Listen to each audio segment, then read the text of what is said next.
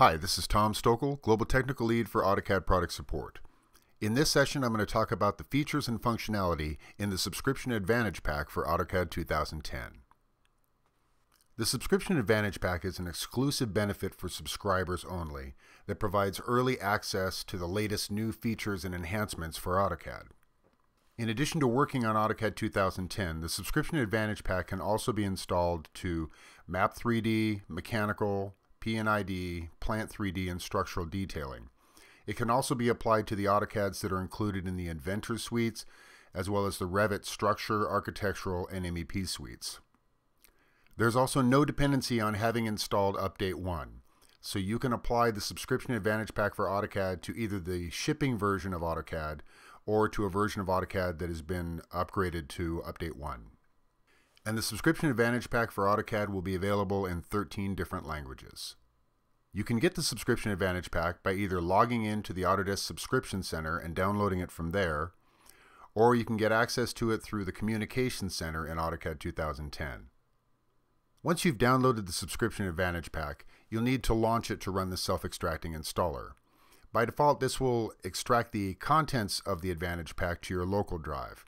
If you are planning on deploying the Subscription Advantage Pack to multiple machines on a network, then you will probably want to extract it to a network location. So once it's extracted, it then launches the installer. At this point, the installation is very straightforward. Accept the license agreement, and it will identify which products on your system the Advantage Pack can be installed to. And just let it run.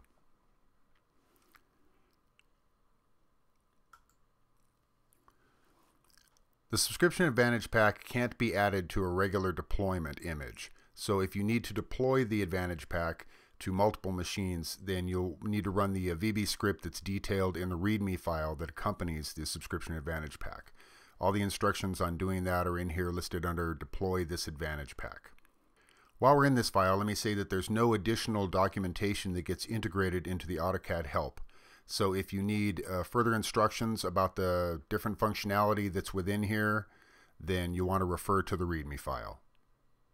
To uninstall the Subscription Advantage Pack, you'll need to go to the Control Panel and choose Add or Remove Programs or Uninstall or Change a Program, depending on which operating system you have. And you'll see the Subscription Advantage Pack will show up in this list of installed programs, and from here you can uninstall it. Now let's take a look at the contents of the Advantage Pack. First is the ability to hide and isolate objects. This lets you turn off and on the visibility of objects regardless of the layer they're on, and then you can quickly show them or hide them again as needed. Then there's Select Similar, which lets you select an object and automatically create a selection set of other objects that have similar properties, such as same layer or line type, or blocks that have the same name as the one you selected. Then there's Add Selected. This lets you quickly add new objects to your drawing based on the properties of another object that you've selected. And the object that gets created matches the object type as well as the properties of the object you selected. And finally, there's Hatch to Back, which selects all the hatches in your drawing and issues a draw order send to back on them, moving them to the back of the drawing so they no longer obscure any other geometry. The Advantage Pack adds 6 new commands and 1 new system variable to AutoCAD. There's the Isolate Objects, Hide Objects, and Unisolate Objects commands. These commands can also be invoked transparently from within another active command. Then there's the Select Similar command and the Select Similar Mode system variable, which gives you command line access to setting the criteria by which AutoCAD considers something similar for selection. Then there's the Add Selected command and the Hatch to Back command. Now let's take a look at how you would use these new features. In addition to the commands I just listed, there are several other ways to access the new features in the Advantage Pack. The first is a new Subscription Ribbon tab, and this provides the quickest access to any of these commands. There's also a new toolbar that's created that has the exact same contents as the ribbon. Much of this functionality can also be accessed from object context menus. If I select an object and right-click, You see I have access to the isolate objects, hide objects, and end object isolation commands, as well as the add selected and select similar commands. And down in the status bar, you'll see a new icon has been added. This indicates whether or not there are objects that are hidden in the drawing.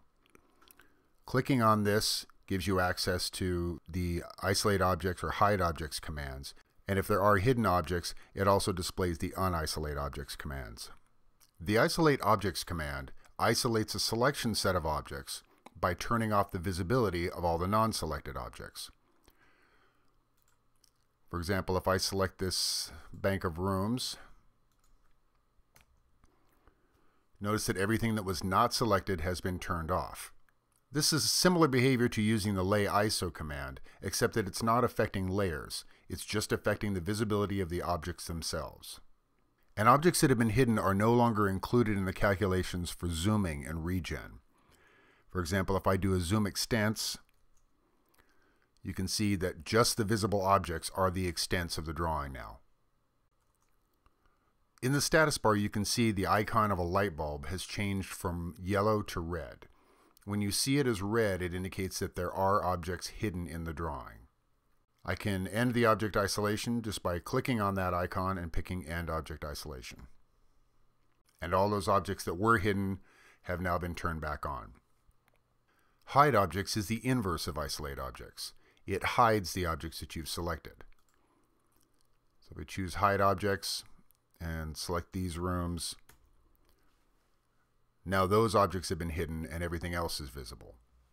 And again, you can turn all hidden objects back on by choosing End Object Isolation.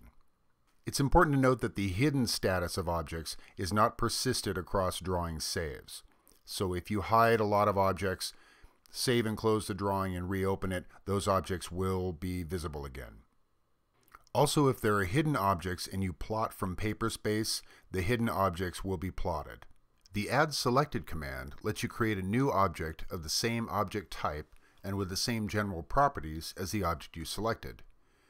When you run the command, it prompts you to select an object, and then it initiates an object creation command that's appropriate to the selected object type.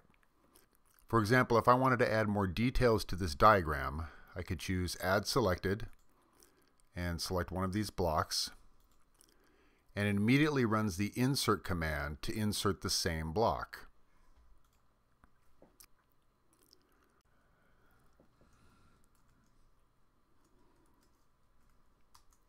And now I want to add another one of these lines, so I'll choose Add Selected, select a line,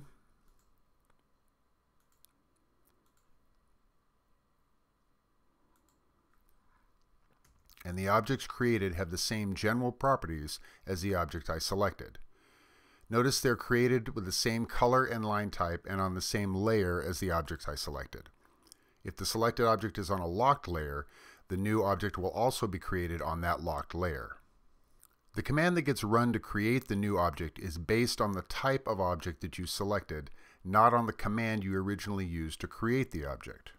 For example, if I select an object created using the rectangle command, Add Selected will invoke the P-line command because a rectangle is really just a polyline. That's its object type. The object types supported by the Add Selected command include those objects that have a single creation command, such as line, arc, or circle. Object types that aren't supported are those that can be created using more than one command. For example, a 3D solid object can be created using the box or the sphere commands, but the end result for both is still just a 3D solid object. So by default, any object type that can be created using multiple commands is not automatically supported by Add Selected. The general properties that newly created objects inherit from the selected objects include color, layer, line type scale, plot style, line weight, and thickness. Some object types also inherit other properties. For example, dimension objects also inherit the dim style and dim scale, and text objects also inherit the text style and height. Although not all commands are supported by Add Selected, it is possible to extend support to include additional commands for specific object types. This can be done by manually editing an XML file that gets installed with the Subscription Advantage pack. Let me start by showing you an object type that is not supported by Add Selected, and then I'll show you how to add support for it. Here is an rtext object created by the ExpressTools rtext command. This is a custom object type and by default is not supported by Add Selected. If I choose Add Selected and select the rtext object, you see at the command line the message rtext not supported. This is the kind of message you'll see when selecting an unsupported object. Now let me show you how to add support for an rtext object so that Add Selected will run the rtext command when I select one of these objects. In the AutoCAD 2010 support directory, under your local user profile, there's a new file installed titled AcCellCommandMap.xml. This file contains the mappings of object types to command names that get used by the Add Selected command. Now, a word of caution before I go on. You should not edit this file unless you are comfortable doing this kind of thing. One misplaced line or bracket could affect the whole Add Selected command. Misedit this file and you could suddenly find that no object types are supported anymore. So, don't edit this file unless you're comfortable doing it, and always make a backup of the original file first in case something does happen. When you open this file, you'll see an entry at the top that describes how to add an additional node and other properties to extend support to other object types and their creation commands. There are several different property types that you may or may not need depending on your object types. You can look through this file and see examples of simple and complex object types and how they're defined. For example, here's a very simple entry for the circle command and the circle object. I'm going to create a new entry for the rtext object by copying this example node at the top and adding it to the bottom of the file. So I'll select this, come down to the bottom, and then after this last entry here, I'm just going to paste this in. So for an entry name, I'm just going to call it rtext. For the class name, I need to know exactly what the object type is, and spelling and case counts here. So I'm going to go back to AutoCAD and find out the correct name to use for the rtext object. One quick way to find out the name of this object type is to use a little bit of AutoLisp. So I'm going to do an ENTGET car ENTSEL and select this object and inspect the results. So this is what I'm looking for right here. This dotted pair has the case and spelling for the name of the rtext object.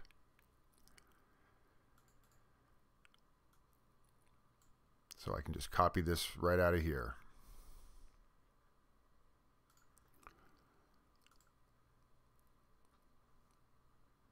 Now come back to this file and I will paste that in. That is my object type name. And the command that I want to run when I select an rtext object is the rtext command. And in this case, none of these other values are necessary. And I'm going to go ahead and remove these other two property lines. So in the end, I have a very simple entry. The entry name is rtext, the object type is an rtext object, and it's going to issue the rtext command. So I'll save this file and then close and relaunch AutoCAD to ensure that the updated file gets read. So now I've restarted AutoCAD and reopened the drawing that had my rtext object. So now when I run Add Selected and select the rtext object, you can see that it now launches the rtext command for me. This is a good example of how to add support for an unsupported object type, like an rtext object. You may have custom objects that can benefit from the same support. And as I said earlier, modifications to this file should be limited to object types that only have a single way of issuing the creation command. Using the SELECTSIMILAR command, you can create a selection set of objects that are similar to one or more objects that you select. By default, objects are considered similar if they're the same object type, are on the same layer, and in the case of blocks and other reference types, have the same name. However, you can use the Select Similar Settings dialog to specify which properties must match for an object to be considered similar to your selected object. You can get to this dialog by running the Select Similar command and then typing SE for settings. Here you see a list of the properties that you can choose to decide whether or not an object is considered similar to an object you've selected. The default value is layer and name. One value that's not listed here but is always considered in the criteria for a similar selection is object type. These first 6 options are pretty standard properties. Selecting any one of these will add this to the criteria for selection. The object style refers to text styles, or dimension styles, or table styles. So it will only do a selection of another object if it has that same style as the object you selected. With all options unchecked, the Select Similar command restricts itself to selection of the same object type. So let me uncheck everything. Now I'll just select a block. And you can see that it has selected 390 blocks. In fact, it's selected all of the blocks that are available. Because there is no other criteria, all it knows is to select blocks. So if I come back into this dialog and set layer and name the defaults, now when I select that block, it only selects other instances of that exact same block because it's matching the name.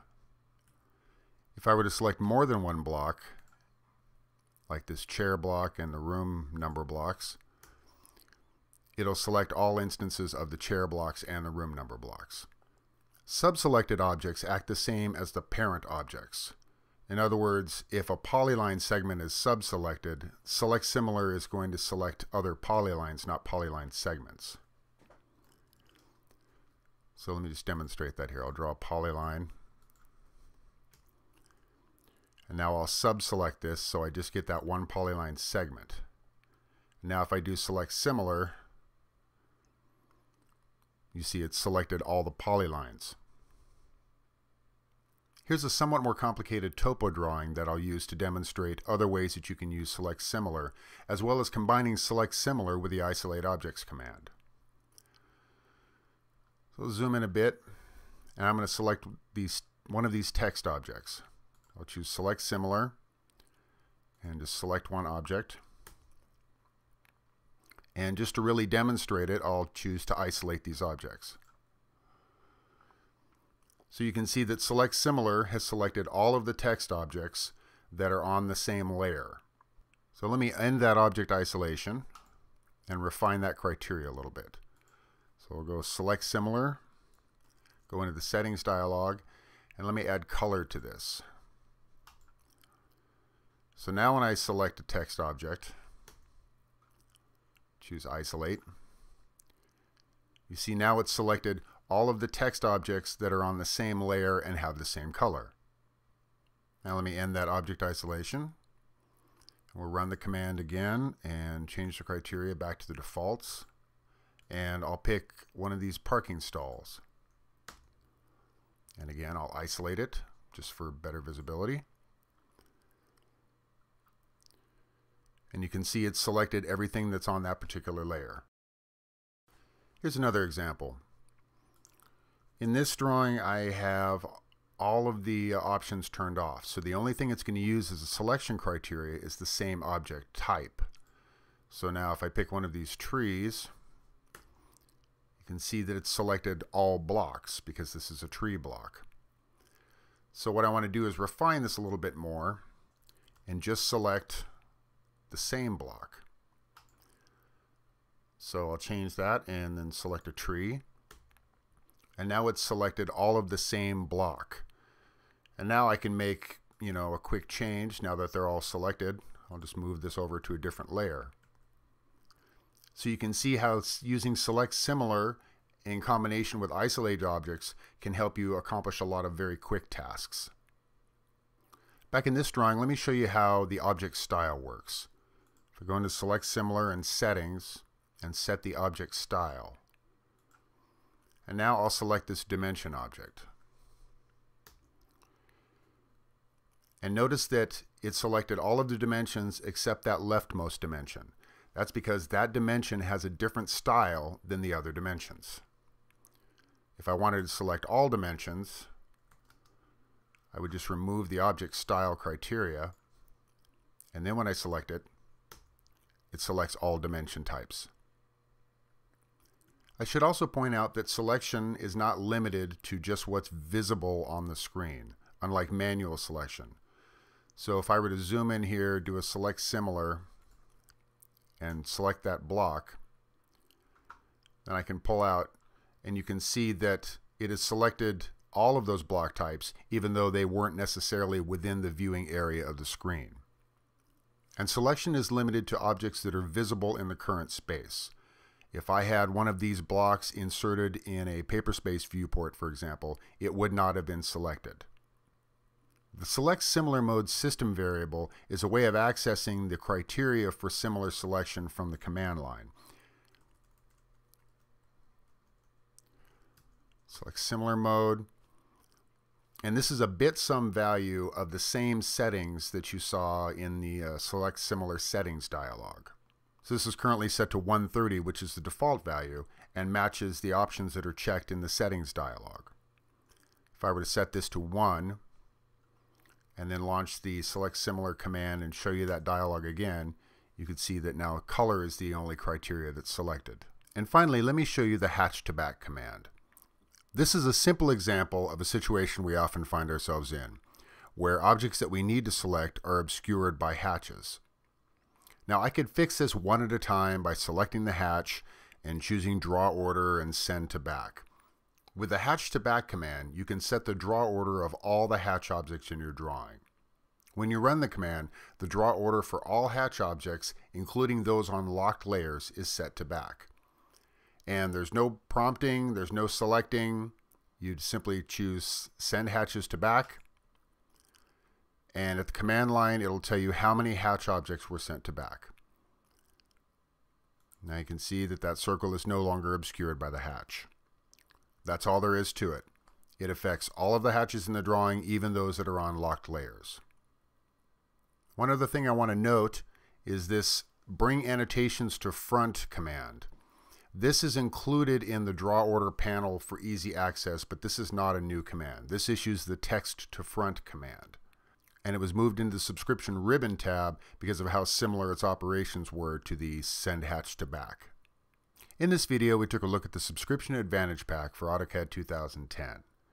I showed you how to download and install the Advantage Pack, and then we looked at some of the new features and functionality.